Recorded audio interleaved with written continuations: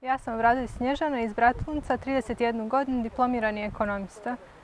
Trenutno nezaposlena.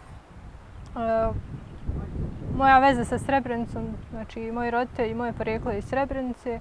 Prije rata smo živjeli u Srebrenici.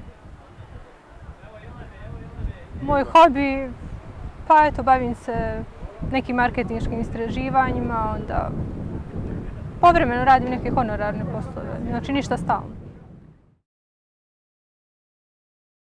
Pa u Srebrenici se najviše dopada priroda, prirodni resursi. Mislim da ima velike potencijale u toj oblasti i da bi u toj oblasti mogla da napreduje.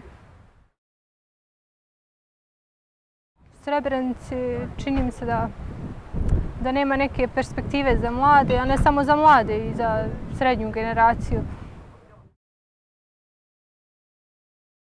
Rade na tome da u Srebrenicu dovedu investitore i poboljšanjem ekonomske situacije mislim da bi moglo lijepo da se živi u Srebrenici, da mladi tu ostaju, a da ne da odlaze kao do sad. Pa teško bi bilo stvar promijeniti za jedan dan u Srebrenici, ali mislim da bi ti mladih ljudi, čini mi se da bi nešto mogu uraditi.